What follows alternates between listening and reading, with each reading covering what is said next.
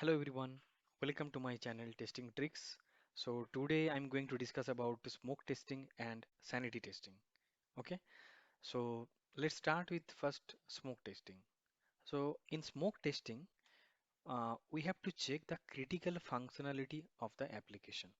Okay, so today you got a new build from the development team. On that particular new build, you should perform smoke testing. Okay, and on that particular build you have to check the critical functionalities of your application. Okay, so smoke testing is we are checking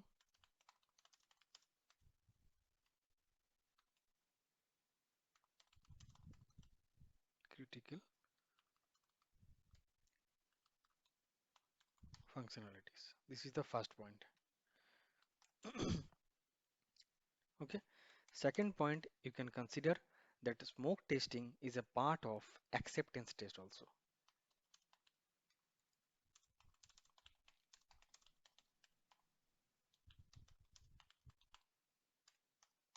Okay, and smoke testing you can perform either manually or through automation also you can achieve smoke testing.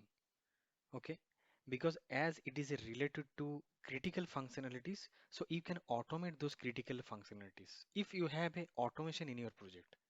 Okay, so tell automation team members to automate the critical functionalities. So once you get a new build, on that particular build they will execute or they will trigger the smoke suit, and after that they'll get the result, and that result they will give it to you guys. Okay, so that is also one way you can achieve smoke testing. And if you don't have automation in your project, in that case you have to do through manually. Okay, so you can automate the critical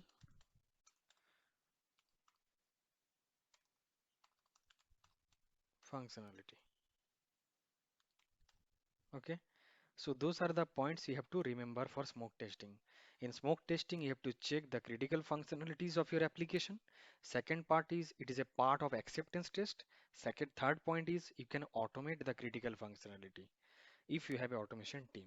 In that case, no need to do it manually. Just tell them to trigger smoke suit for them.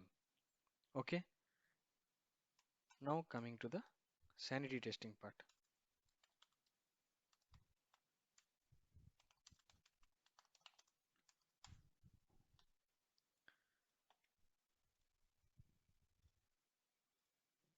So first point would be under sanity testing, you have to check the basic functionalities. So once you get a new build from the development team, on that particular build, you have to perform sanity testing where you can check all the basic functionalities of your application. Okay, so that is the first point.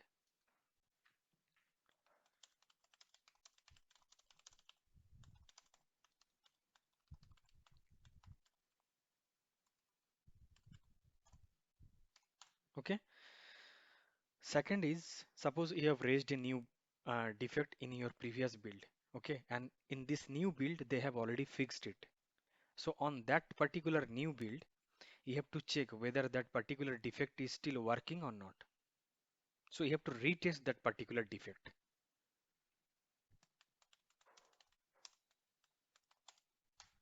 Okay.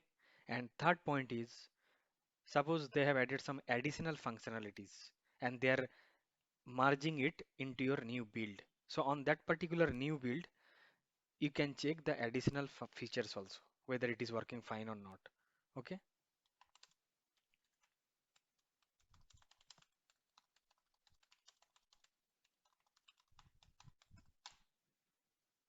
Okay. So next point is it is a part of regression testing. Okay. So in sanity testing, you have to check the basic functionalities of your application. Second, suppose you have raised a new defect in previous build and in your new build they have already fixed it. So those defects you have to retest. Also in sanity testing, you can check the additional functionalities, and also it is a part of regression testing. Okay, so those points you have to keep it in mind for sanity testing. Okay, so and one more point I would like to add, sanity testing you can do through manually. Okay, if you have a automation, you can automate some of the basic functionalities. But actually, it is a good practice if you can automate both the suits, sanity and smoke, both the suit. If you have a automation in your project, you can automate few of the sanity functionalities and you have few critical functionalities which will be coming under smoke suit. But if you don't have any automation, then you have to do it manually. Okay, and with smoke and sanity, with both the testing, you can uh, tell the uh, health of the build. Okay, if both are passing, means smoke and sanity, if both are passing, in that case you can say or you can accept the build. If anyone is failing, in that case you can reject the build. Okay, so both should pass, smoke and sanity, then only you can proceed for further testing. Okay, so this is also a good point. Okay, so you have to keep it in mind. Both smoke and sanity should pass. Then only you can accept the build. Otherwise, you should not accept the build. And if both are passing, in that case, you can go with further testing or deep level of testing or system testing. Okay, so in short, smoke testing, you are checking the critical functionalities. It is a part of acceptance test. You can automate the critical functionality. For that, you can create a smoke suit. So you can achieve through manually or through automation. Okay, sanity testing, you are checking only the basic functionalities and retest the defect and check the additional functionalities, and it is a part of regression testing. And with both smoke and sanity, you can tell to the entire team members that it is a actual the correct build or not. If both are passing, in that case, you can proceed for further testing. Okay, so I hope it is clear for everyone. Thank you.